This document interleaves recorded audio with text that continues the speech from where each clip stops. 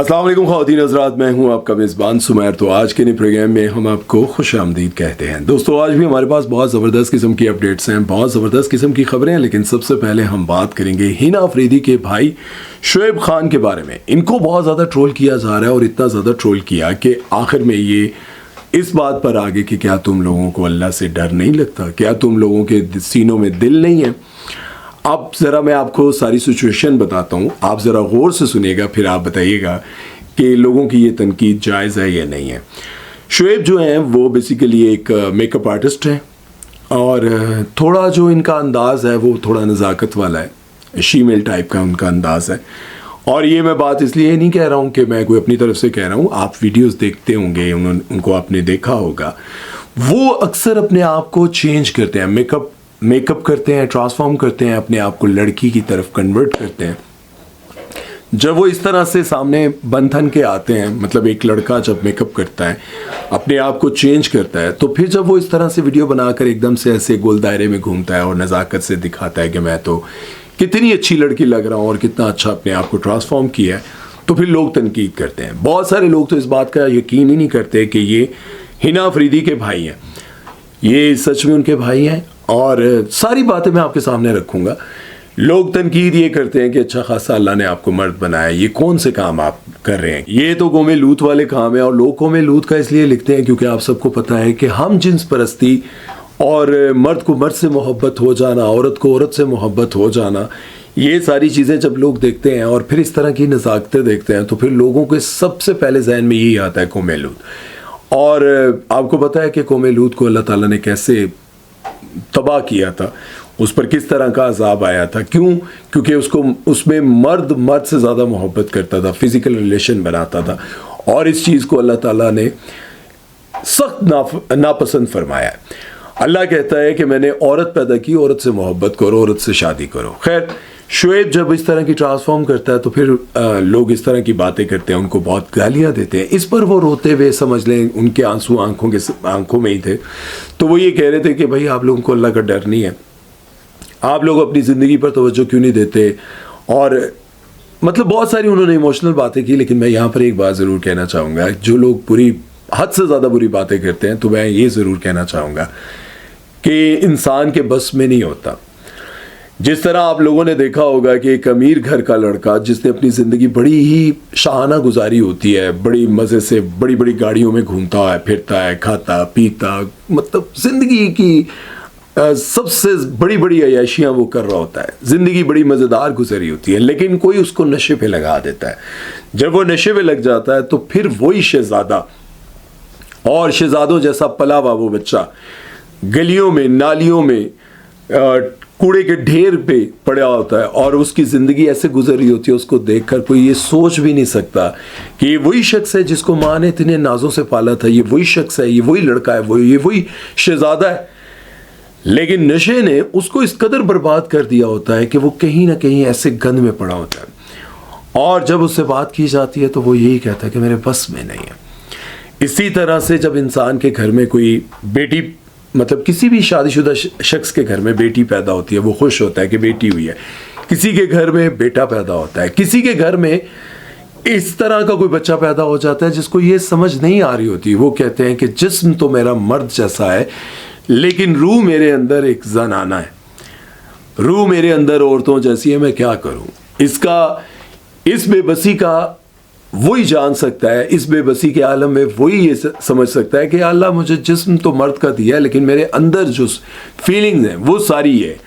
तो मैं ये समझता हूँ कि कभी भी किसी पर इस कदर तनकीद या गालियाँ और ये बातें ना करें, क्योंकि ये इंसान के इख्तियार में नहीं है। हाँ, ये दुआ ज़रूर किया करें उसको देखे, अल्लाह हम सबको हिदायत दे। ये भी मत कहा करें कि अल्लाह तुम्हें सिर्फ हिदायत दे, अल्लाह हम सबको हिदायत दे।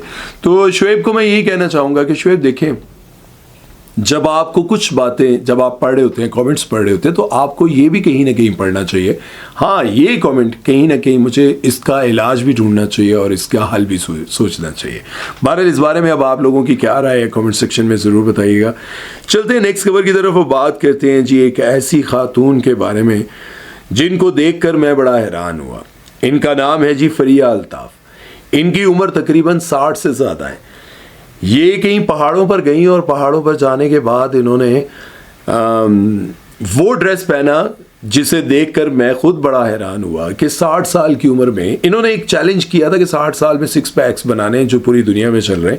تو 60 سال میں یہ آبشار کے نیچے کھڑی ہوئی ہیں نیم بھرنا حالت میں, وہ بگنی کیا کہتے ہیں اس کو, سوئمنگ سوٹ پہن کر یہ وہاں پر کھڑی ہوئی ہیں اور یہ بڑے مزے سے یوں کر کے نا ایسے کر کے وہ ویڈیوز بنا رہی ہیں اور وہ ویڈیو سوشل میڈیا پر لگا رہی ہیں. تو اس کو دیکھ کر لوگوں نے بڑا ہی ان کو ٹرول کیا.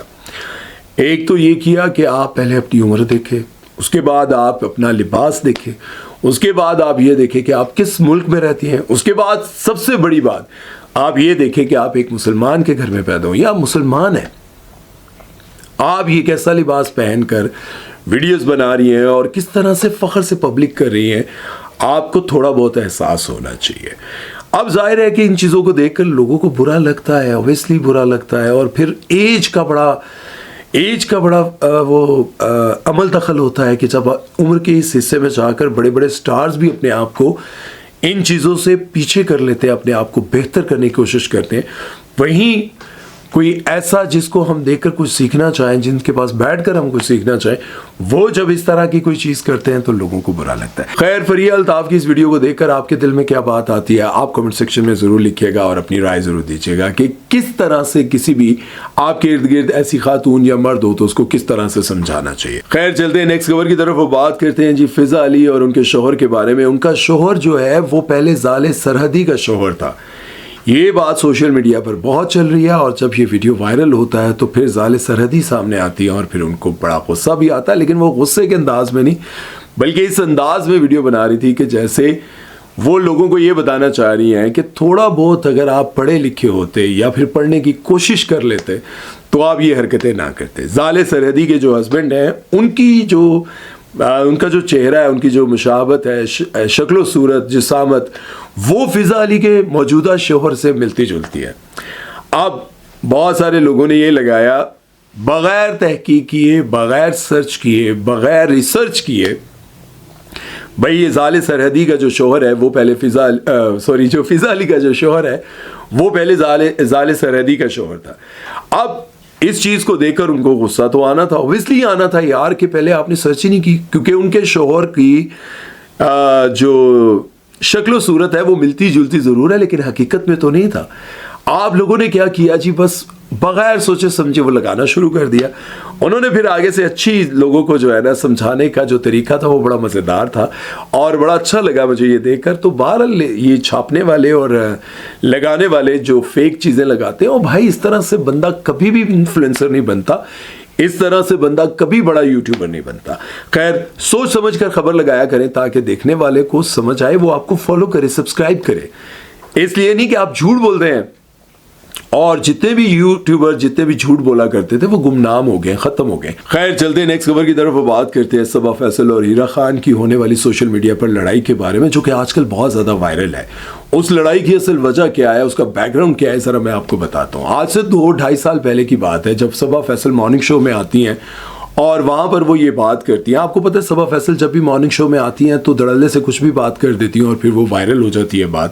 تو وہ کہتی ہیں مارننگ شو میں کہ یہ جو لوگ کہتے ہیں نا کہ بیٹوں کا اچھا رویہ نہ دیکھتے ہوئے بچوں کی نافرمانیاں دیکھ کر تو کہتے ہیں کہ اچھا ہے میرا بیٹا ہی نہیں ہے. تو وہ یہ کہتی ہیں کہ یہ بات نہ کہا کریں. بیٹے کا ہونا ہی ماں باپ کے لیے ایک بہت بڑی سپورٹ ہے, چاہے وہ اچھا ہے نہیں ہے, فرما بردار ہے نہیں ہے, لیکن یہ تو ہوتا ہے کہ میرا بیٹا ہے. کہنے کو اس پہ ڈیبیٹ ہو سکتی تھی کہ بیٹے کا بہت زیادہ بیٹے کو ترجیح دینا نہ دینا, یہ بات طریقے سے کی جا سکتی تھی. لیکن صبا فیصل کے اس بیان پر ہیرا ایک پوسٹ لگاتی ہیں جس میں وہ یہ لکھتی ہیں کہ میں حیران ہوں ان کی جرت اور بے وقوفی پر. مطلب وہ بدتمیزی کر رہی تھی. پھر اس کے بعد صبا فیصل کی بیٹی وہ پوسٹ لگاتی ہیں اور وہ یہ لکھتی ہیں کہ ہیرا آپ کو تمیز ہونی چاہیے اپنے سینئر سے بات کرنے کی. ٹھیک ہے آپ کی اپنی رائے, ان کی اپنی رائے, لیکن جیسے آپ بات کری ہیں وہ بدتمیزی ہے. اور انہوں نے یہ بھی کہا کہ اپنی سینئرز کی رسپیکٹ کرنا سیکھیں. اس کے جواب میں ہیرا لکھتی ہیں کہ میں ایک ایسے ملک میں رہتی ہوں جہاں پر عورتوں کے آگے ہی بہت مسائل ہیں. ایک عورت کے پیٹ میں جب بچہ ہوتا ہے تو پتہ جب یہ چل جائے کہ یہ بیٹی ہے تو اس کو وہیں پر قتل کر دیا جاتا ہے. نامولود بچوں کو وہیں پیٹ میں ہی مار دیا جاتا ہے. اور وہاں پر میں یہ بیٹھ کر سنتی رہوں کہ بیٹے بہت اچھے ہوتے ہیں, بیٹے بہت اچھے ہوتے ہیں. میں ان کے کام کی رسپیکٹ تو کر سکتی ہوں لیکن ان باتوں سے اتفاق نہیں کر سکتی. اس کے جواب میں صبا فیصل لکھتی ہیں کہ ان باتوں کو سمجھنے کے لیے تمہیں بہت تجربہ چاہیے. خیر اس لڑائی کو 2-2.5 سال گزر چکے تھے اور اب صبا قمر کی جب برتھ ڈے کی ویڈیوز آتی ہیں, ایک انفلوئنسر ہیں جن کا نام ہے ڈاکٹر اعجاز, وہ شوبز انڈسٹری کے حوالے سے بات کرتے رہتے ہیں, ولگیرٹی کے خلاف بات کرتے رہتے ہیں, اور ابھی جب صبا قمر کی برتھ ڈے کی ویڈیو سامنے آئی تو انہوں نے بولا کہ یہ کیا چل رہا ہے بھائی, یہ پاکستان میں کیا ہو رہا ہے. مطلب جہاں بڑے بڑے سٹارز کو اپنے کیلیبر کا خیال کرنا چاہیے, لوگوں کو اچھی چیزیں دکھانی چاہیے, وہیں یہ جو ہے ننگ دھڑک ہو کر اس طرح کے ورڈز انہوں نے یوز کیے کہ بیک لیس کپڑے اور تنگ کپڑے اور ناچ گانا اکٹھے پارٹی منائی جا رہی ہے.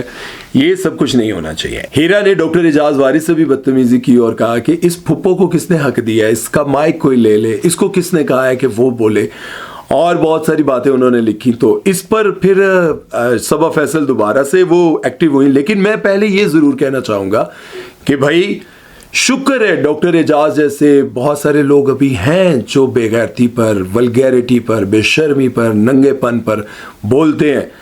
اور اگر یہ لوگ نہ بولیں, میں یہ سمجھتا ہوں کہ چند ہی مہینوں میں پاکستان میں ہر جگہ پر, ہر کونے پر آپ کو اسی طرح کے ڈریسز میں لڑکیاں نظر آنے لگ جائیں گی. ابھی بھی آپ بہت ساری سوسائٹیز میں دیکھیں, وہاں پر آپ کو اس طرح کے پارٹی, ننگے پن اور نائٹ کلب اور یہ سب کچھ آپ کو دیکھنے کو ملتے ہیں. رات کو اگر آپ لیٹ نائٹ نکلتے ہیں کسی بھی سوسائٹی میں, آپ کو کسی بھی سنسان جگہ پر گاڑی لگی ہوئی نظر آئے گی, وہاں پر میوزک چل رہا ہوگا اور کچھ لڑکیاں لڑکے پی بھی رہے ہوں گے, ڈانس بھی کر رہے ہوں گے. ایسا عام ہو گیا ہے. لیکن ہم لوگ نہیں بولیں گے تو پھر یہ معاملہ جلدی سے بڑھے گا, اور جو معاملہ, جو ولگیرٹی ہمیں 25 سال بعد دیکھنے کو ملنی تھی, وہ 5-6 سالوں میں ہی دیکھنے کو مل جائے گی. کیوں؟ کیونکہ بولنے والا کوئی نہیں ہوگا. خیر جب صبا فیصل نے یہ سٹوری دیکھی تو ان کو اپنی 2-2.5 سال پرانی لڑائی یاد آ گئی. تو وہ کہنے لگی یہ محترمہ جن کا نام ہیرا ہے, ان کا کام ایکٹنگ سے زیادہ ڈانسنگ ہے. ان کو اکثر میری باتوں سے, میری کہی ہوئی باتوں سے اختلاف ہوتا ہے, لیکن میں ان کو یہی کہنا چاہتی ہوں کہ بیٹا تم میری طرح اپنے کریڈٹ کے لیے وجہ شہرت تو بنو پہلے. مطلب پہلے اپنا نام تو بناؤ, پھر میرے ساتھ اختلاف کرنا, پھر تمہیں یہ باتیں سمجھ آئیں گی, اور پھر جا کر تم کسی پر انگلی اٹھا سکتی ہو. خیر اس کا جواب ڈاکٹر اعجاز نے کافی تلخ دیا, اور انہوں نے کہا کہ یہ وہ میڈم ہے جن کا کوئی ڈرامہ نہ تو ہٹ ہے, نہ ان کو کوئی شہرت ملی, بس یہ ڈانسنگ کرتی ہیں اور ان کی یہی وجہ شہرت ہے. ان کو نہیں پتا کہ ولگیرٹی کے خلاف بولنا, یہ وہ بہت ساری باتیں انہوں نے کی. میں یہاں پر ایک بات ضرور کہنا چاہوں گا, دیکھیں جب بیٹے پر بات آئے نا کہ بیٹا عظیم ہے, بیٹا لوگوں کو چاہیے, بیٹا اچھا ہے, بیٹا سب سے مطلب ظاہر ہے ہمارے معاشرے میں بیٹے کی اہمیت زیادہ ہوتی ہے. اس پر تو ڈیبیٹ کی جا سکتی ہے, بات کی جا سکتی ہے, لیکن اس پر ڈیبیٹ نہیں ہونی چاہیے کہ بھائی ولگیرٹی جو پھیل رہی ہے اس کے خلاف کوئی کہے کہ یار یہ پھپھو سے موبائل لے لو, مائک لے لو, اس پھپھو کو نہ بولنے دو. بھائی یہ بات جو ہے نا میری سمجھ سے باہر ہے, اور میں یہ کہتا ہوں کہ جب تک ولگیرٹی کے خلاف آپ نہیں بولیں گے, بات نہیں کریں گے, تب تک آپ سمجھ لیں گے مردہ ہے, بے جان ہے. آپ کو یہ بات کرنی چاہیے, ولگیرٹی کے خلاف بات کرنی چاہیے, لیکن اس انداز میں کرنی چاہیے کہ کسی کو بری نہ لگے بلکہ وہ اس سے کچھ سیکھ سکے. خیر اس بارے میں اب آپ لوگوں کی کیا رائے ہے کمنٹ سیکشن میں ضرور بتائیے گا. چلتے ہیں نیکسٹ خبر کی طرف, بات کرتے ہیں فیصل قریشی کے بارے میں. فیصل قریشی سے ابھی ریسنٹلی ایک پوڈ کاسٹ میں پوچھا گیا کتنے سال ہو گئے اس انڈسٹری میں. انہوں نے کہا 23 سال ہو گئے. تو انہوں نے کہا کہ کوئی آپ کو تمغہ امتیاز شاز کبھی نہیں ملا. انہوں نے کہا ہاں 2-3 دفعہ اناؤنس ہوا تھا, لیکن پھر اس کے بعد نہیں ملا. میں تو چلا گیا امتیاز مال پہ اور وہاں سے لینے چلا گیا. انہوں نے کہا وہ ہنسنے لگے, امتیاز مال میں کیوں چلے گئے. آپ دیکھیں کہ ایک طرف سجل کو مل گیا, میوشیات کو مل گیا, اور آپ کو پتہ ہے جب سجل کو ملا تب بھی لوگوں نے ان کی اگلی پچھلی ساری چیزیں نکال کر لگائیں کہ یہ وجہ ہے ان کو تمغہ امتیاز دینے کی. اس کے بعد میوشیات کو جب ملا تو میوشیات کی بھی بہت ساری ویڈیوز, بہت ساری چیزیں سامنے آئیں. ان کو دیکھ کر لوگ بڑے حیران ہوئے کہ ان کو تمغہ امتیاز دیا گیا, کیوں دیا گیا. آپ جب فیصل قریشی کا نام آیا تو فیصل قریشی سے پوچھا کہ بھائی 23 سال ہو گئے کام کرتے ہوئے, کس چیز کی کمی تھی کہ آپ کو تمغہ امتیاز نہیں ملا. کتنے سال ہو گئے آپ کو؟ 33 سال. کیا کمی رہ گئی آپ میں؟ کیلشیم کی. بھائی انہوں نے یہ بات مذاق میں تو ٹال دی, لیکن اندر کہیں نہ کہیں دکھ ضرور ہے کہ بھائی ایک ایسا بندہ جس کا ہر دوسرا drama super hit, super duper hit, جس نے اپنے کیریئر میں بے شمار ایسے ڈرامے کیے جس کا کوئی مقابلہ نہیں کر سکا، ایسے کردار ادا کیے، ایسی پرفارمنس دی، ایسی ایکٹنگ کی، ایسے بندے کو تمغہ امتیاز نہیں ملتا. لیکن تمغہ امتیاز ان لوگوں کو مل رہا ہے جن کے آئٹم سانگ، جن کی ولگیرٹی، بہت ساری چیزیں. اب ظاہر ہے کہ ساتھ کام کرنے والوں کے بارے میں لوگ ایسی بات تو نہیں کر سکتے، لیکن کہیں نہ کہیں اندر تکلیف ضرور ہوتی ہے، اور جب تکلیف ہوتی ہے تو پھر کسی نہ کسی پوڈ کاسٹ میں وہ بات سامنے آئی جاتی ہے. اب انہوں نے نام نہیں لیا کہ بہوشیات اور ان کو، لیکن ظاہر ہے کہ بہوشیات کو جب تمغہ امتیاز ملے گا، سجل کو ملے گا، اور بہت سارے ایسی ایکٹریسز کو ملے گا، تو پھر ایک ایسے فنکار کو نہ ملے جس نے بہت اچھا کام کیا ہو، بڑا ٹائم دیا ہو اور سپر ہٹ چیزیں دی ہوں، تو پھر دکھ ہوتا ہے. بہرحال اس بارے میں اب آپ لوگوں کی کیا رائے ہے کامنٹ سیکشن میں ضرور بتائیے گا. خیر، اس کے ساتھ ہی آج کا پروگرام ختم کرتے ہیں، لیکن ایک بات جاتے جاتے ضرور کہوں گا کہ اگر آپ بے نمازی ہیں تو کوشش کریں 5 وقت کی نماز پڑھنے کی. اگر آپ کا نماز میں دل نہیں لگ رہا، نہیں پڑھ رہے آپ، نعوذ باللہ، دل لگنا چاہیے، لیکن اگر آپ کا دل نہیں لگ رہا تو ایک نماز پڑھنی شروع کر دیں. اگر ایک بھی نہیں پڑھنی ہوتی تو کم سے کم تھوڑی دیر کے لیے جا نماز پہ بیٹھ جایا کریں، اپنے دل کی باتیں اللہ سے کرنے لگ جائیں. دکھ ہوتا ہے، بہت ساری چیزیں دنیا میں چاہیے، اچیومنٹ چاہیے، ترقی چاہیے، کچھ نہیں کر سکتے، بس جا نماز پہ جا کے بیٹھ جاؤ. وضو کرنے کی ہمت نہیں ہو رہی نا، شیطان روک رہا ہے، تھکے ہو، جو بھی ہو، جا نماز پہ بیٹھ کے اللہ سے باتیں کرنے لگ جاؤ. پھر دیکھنا اس کا کرشمہ کیسی یاری بنے گی اور کیسے نماز پہ دل لگے گا، کیسے زندگی بدلے گی. دیکھتے جائیے گا. پھر مجھے کمنٹ سیکشن میں ضرور بتائیے گا. اپنا بہت سارا خیال رکھیے گا، دعا میں یاد رکھیے گا. سمیر چودھری کو دیجیے اجازت. اللہ حافظ.